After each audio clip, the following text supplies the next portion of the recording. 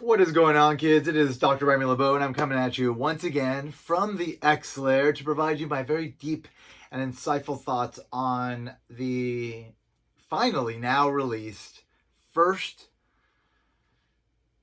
I want to say post-pandemic, but we're not really past the pandemic, but like sort of pandemic era release of a Marvel MCU proper film.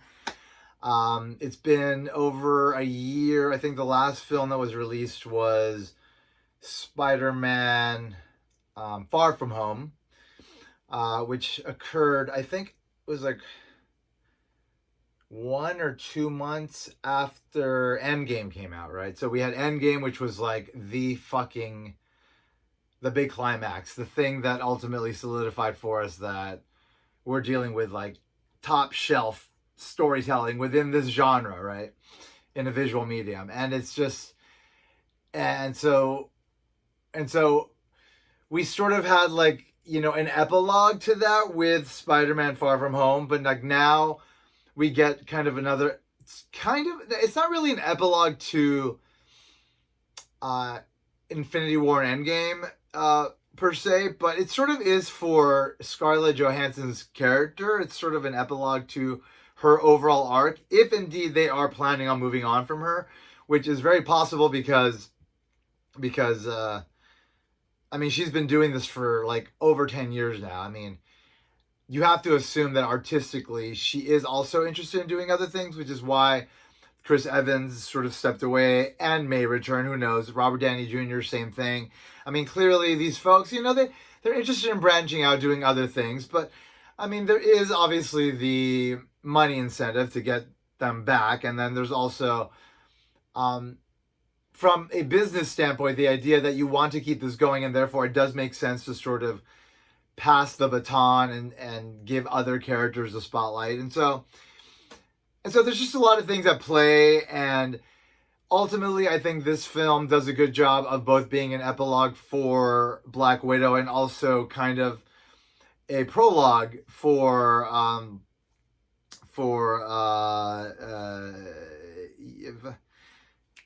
Florence Pugh, who played her sister, or in quotes sister, but ultimately her sister. This is sort of the start of her story as a Black Widow. And we know that there's like this unlimited amount of Black Widows now, and that's a pretty big thing within the MCU, that there is this sort of army of Black Widows. So that's good to just know that that exists out there, and that, of course, Natasha, that's part of her legacy, just sort of having helped to free them right before, she made her final sacrifice for humanity. Speaking of which, this takes place right before, I mean, not right before, but like, you have to assume maybe like 1.5 years before the start of Infinity War, and therefore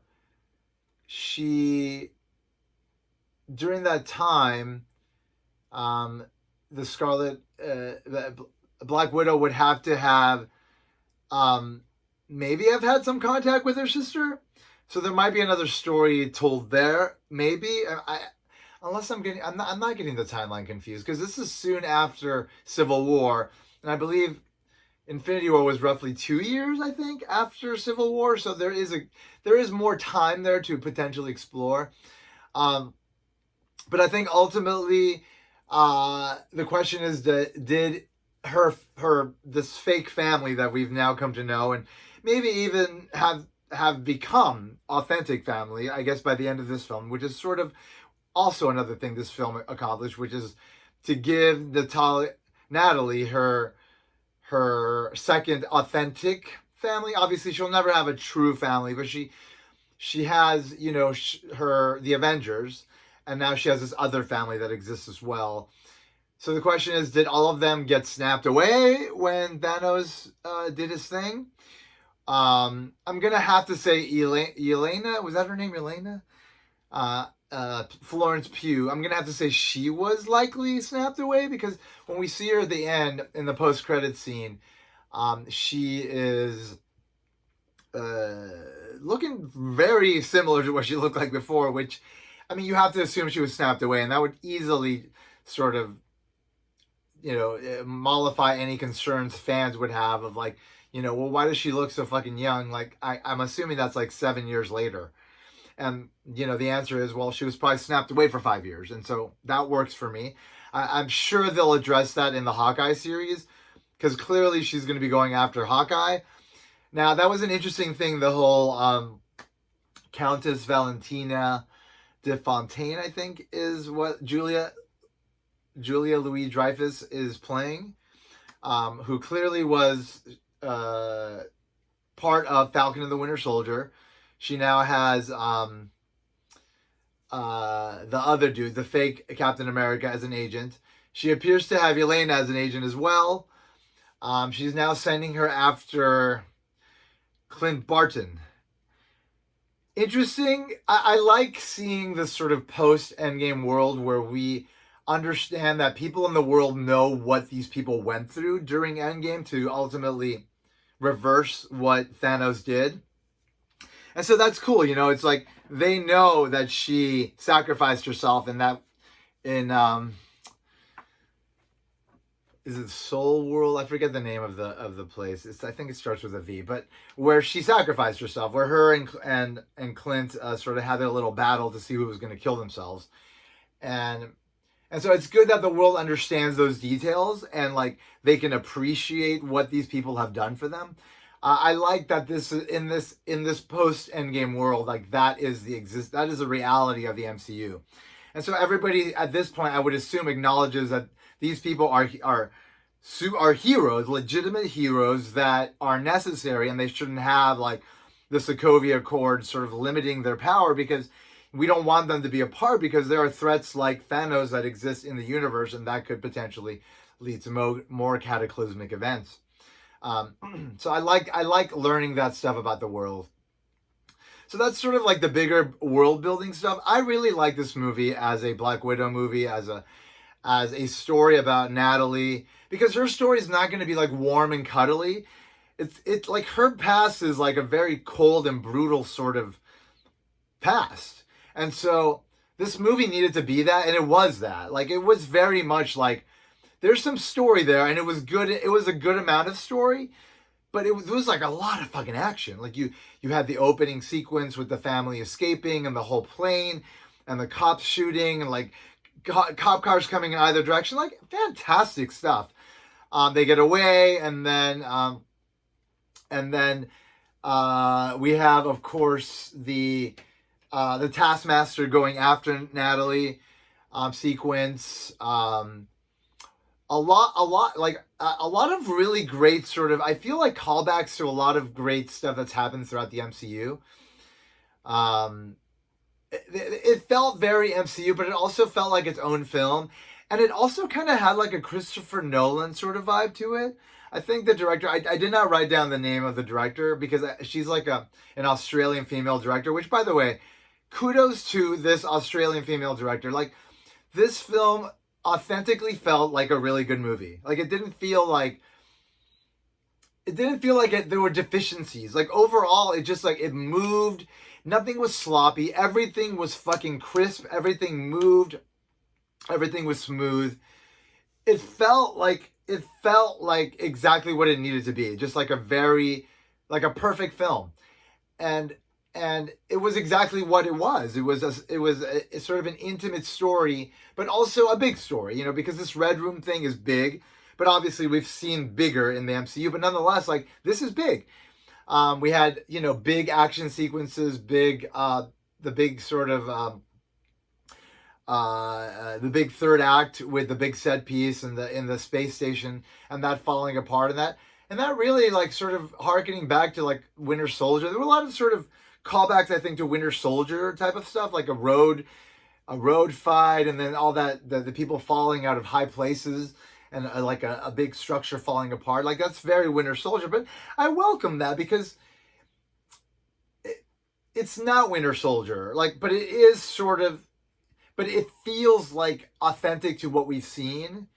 And so I don't know, everything felt good to me. Like, I'm sure, like everybody else, like, I walked into Black Widow somewhat cautious, but I mean, ultimately, I cannot doubt Kevin Feige. Like, I don't doubt him.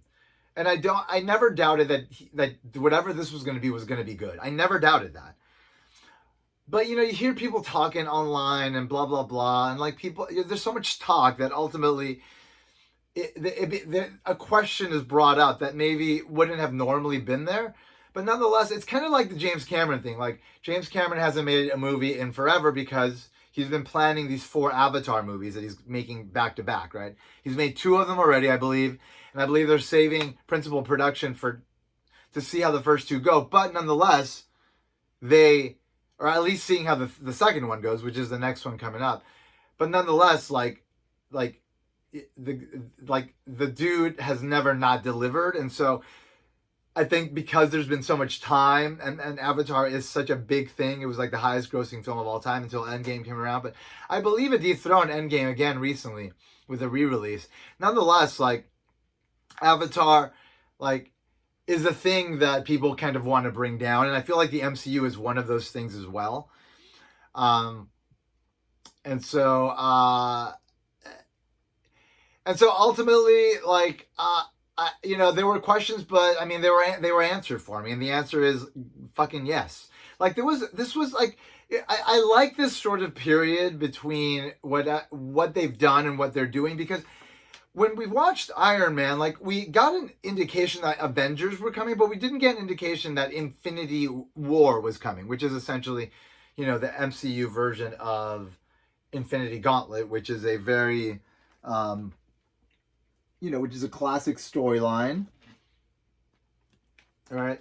Classic storyline. Infinity Gauntlet started in the Silver Surfer. There was Thanos' quest where Thanos gets the gems, and then I think this is all the build up to it.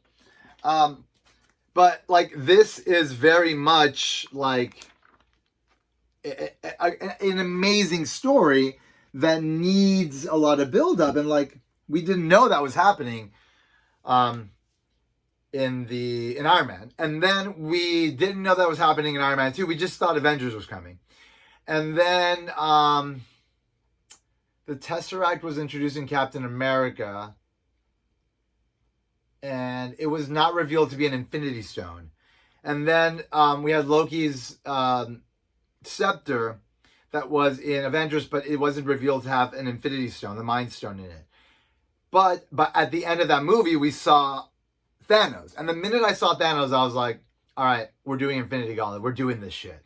And that's when it became clear. So I feel like this is sort of that moment of like us kind of being in like a stasis of like, well, let me rearrange the table a bit, Let me like put the pieces in different places and introduce some new pieces before we get going on whatever the fuck is next. And I'm very much for that. I don't need us to take off.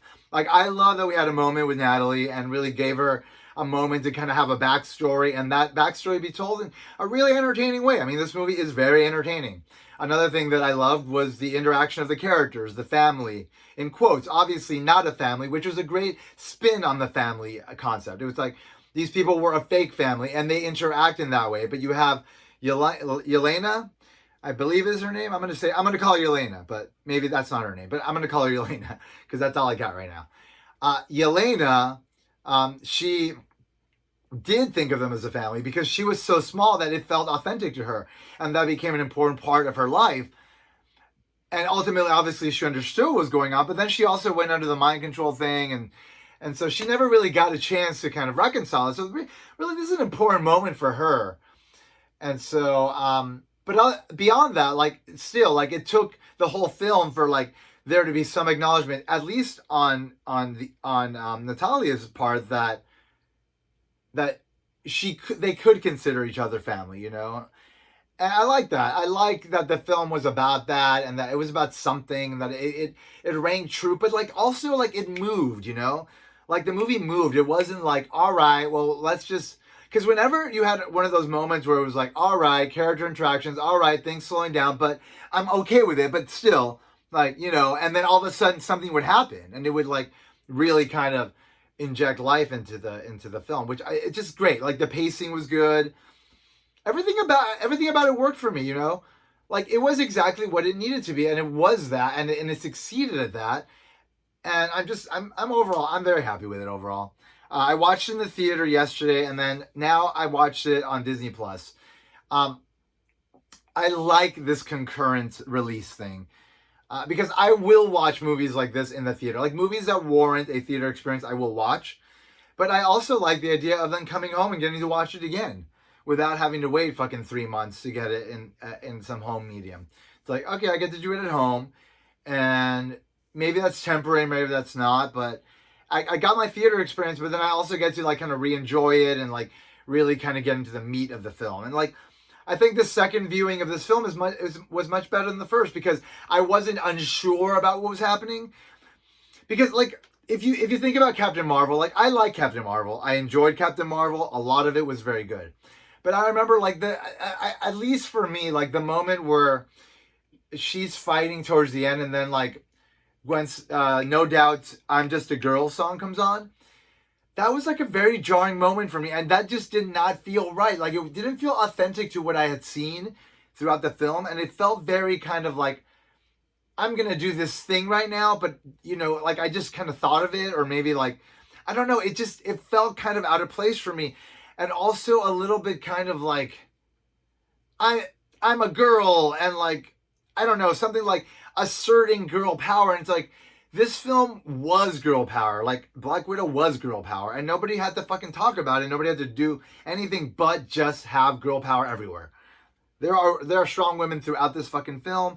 I buy all of them in their strength. I buy all of them in their positions. By the end, there is an army of tough women. There are women doing all sorts of things. And there's like a guy who's like a big fucking joke. And I appreciate the film for that because, you know, fuck it. I mean, there's another guy who's kind of like the quintessential bad, like male asshole. But like, it wasn't like, it was just what it was, and it worked, and it earned everything. Like the MCU has earned everything that this film did, and so everything worked for me. And like I think it's gonna work really well as sort of a piece to put in you know, an overall MCU viewing between Civil War and Infinity War. Now that's a big fucking gap right there. Because there's like a decent amount of film. I think you have Black Panther. I think you have Doctor Strange. I think you have Ant-Man, maybe, perhaps, before Infinity War. Yeah, well, there's Ant-Man, yes. Oh, Guardians of the Galaxy 2. Yeah, so like, to put another film in there kind of prolongs like that beautiful fucking climax of Infinity War and Endgame, which are just like, just the pinnacle of what all of this is about. What this like love of these characters and these worlds, like what they can ultimately, what that love can ultimately have in terms of a moment of satisfaction and kind of self actualization of like the highest potential of enjoyment. It's like, I love these characters. These are the best technologies you can represent these characters with.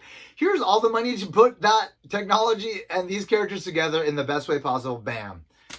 And not only is it great on its own merit, but it's like great in terms of like, oh, then you're going to be doing some stuff with certain mutants that some of us tend to be very much in love with. And so that is it's even more exciting, right? It's like, oh yeah. There's more shit coming, and it's going to look fucking great, and it's going to be great, and they're going to fucking take it seriously, and everything's going to be awesome, and it's going to be enjoyable, it's going to be dark, it's going to be funny, it's going to be everything, and I'm going to love it, and I can't wait for it. I really enjoyed this film. I'm going to enjoy rewatching it. I don't normally watch a movie like this right after, like, I haven't done that in a while, where like I'll just watch a movie again. I did watch Wonder Woman 2 twice, and like I think it was just to kind of like make sure I had seen what I had seen, and ultimately it was an enjoyable film. But as a Wonder Woman film, when you have the opportunity to make 2 Wonder Woman films and you have never made another Wonder Woman film, I just didn't feel like it took full advantage of the opportunity. But that's a whole other thing that I don't care about. Ultimately enjoyable, but I don't know if I'm going to go back to these Wonder Woman films. I don't love them. I just don't love them. I just don't. And I know it's not that I don't like Wonder Woman, because I do.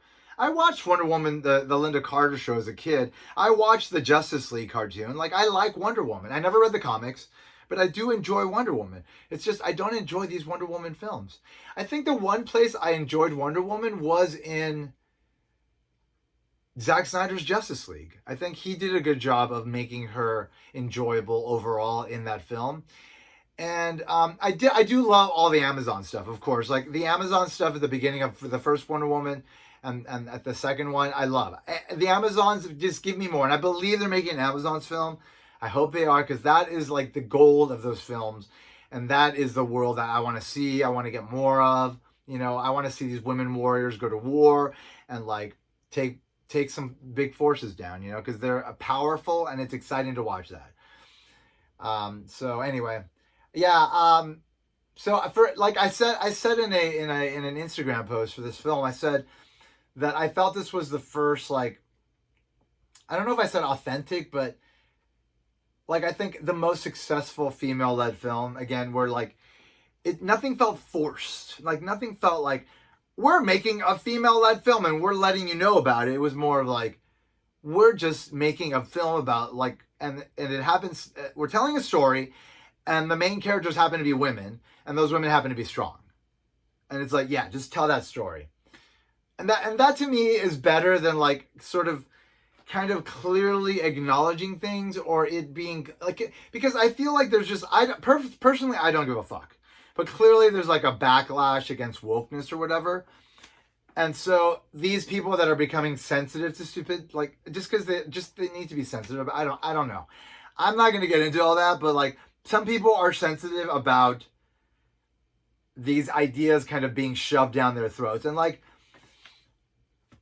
I understand that because like ultimately like the patterns of representation that were before, you know, mainly white males in charge and women, you know, objectified and everybody else othered, like that was not like this is how it is in your face because we're making it that way. It was because that sort of reflected society as a whole. And whether it was an idealized version of that or not, it was nonetheless sort of a reflection of something versus like a self-conscious, like, we're telling you how it is. It was more of like, well, this is how things go and this is how things are represented because they sort of represent how they are, or maybe an ideal, but nonetheless, like they're not talking about it. It just exists. And so when you have a movie like Black Widow, where the reality is that the majority of the characters are women and they're all badasses and nobody's talking about that, they just are badasses, like that to me is more resonant in terms of kind of getting that to sort of neutralize, I guess, people that tend to land more on the patriarchal sort of bandwagon of like men should be in charge. I don't know how the other side works because I don't like to get into the mentality of that.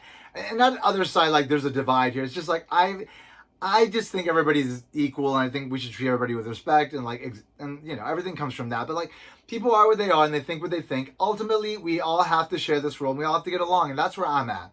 We need to get along here. We need to figure things out together.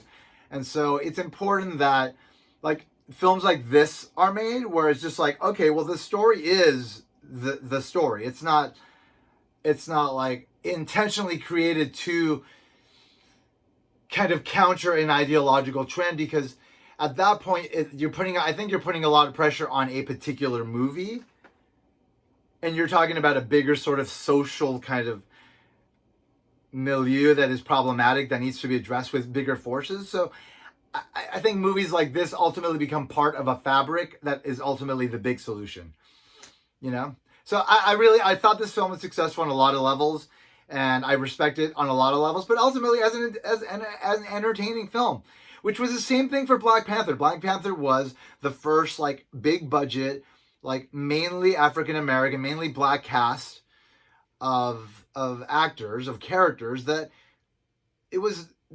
took itself very seriously, and everything was just authentically what it needed to be. It was just like strength was strength, people were people. It wasn't about like it just wasn't about taking things back. It just assumed they were taken back. You know what I mean?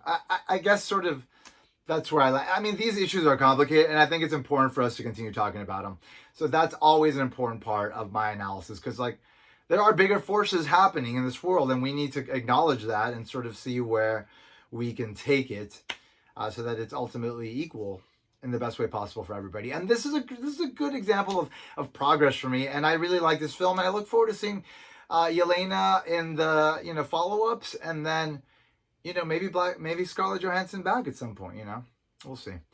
Anyway, loving my MCU goodness. Glad we have a film out. We got Shang-Chi coming up. We got the Eternals. We got Spider-Man No Way Home, and then Doctor Strange and the Multiverse of Madness. We have also Loki about to finish up next week. We have, I believe, Miss Marvel, Hawkeye, She-Hulk, Armor Wars, Secret Invasion. I mean, we have got stuff, folks. So I'm going to be talking about this shit because I love this shit. I mean, fuck. I mean, how could you not love it? For God's sake. How could you not love this shit? And eventually, our dear Jean Grey here, stepping through a portal in Krakoa, the mutant nation of Krakoa, potentially going to Mars, which, is a whole other thing that's really important that's happening right now in the X-Men comics, which may ultimately translate into the MCU. I just see great things coming, and I'm just really happy that no matter how crazy life gets, at least we have this lovely sort of consistency in this wonderful story that's been told now for 13 years, but really, I mean, clearly a lot longer if you think about the comics. But in terms of like the films, like it's been 13 years and it's been very successful, and I've been there since the beginning, and I think I will be there until the end for it, or the end for me. One end. Anyway, hope everybody's doing well. Stay healthy, stay safe. We're going to get through this crazy pandemic period, hopefully sooner rather than later, but nonetheless, we will eventually get through it, definitely. But I think things are better for at least some people, and if they aren't better for you, I hope that things do get better soon. Anyway, I hope everybody's doing well, and as always, I hope you guys have a good however long before I talk to you again. But as always, I want to remind you that if you haven't already, you better put an X in that box, because ain't nobody checking me. Take care, folks. Bye-bye. Mwah. And yes, that is a gold Infinity Gauntlet hat, and this is a sparkly Infinity Gauntlet treasure to remind me that there is potential for omnipotence somewhere in the universe that are made up. Love y'all. See you soon. Bye-bye.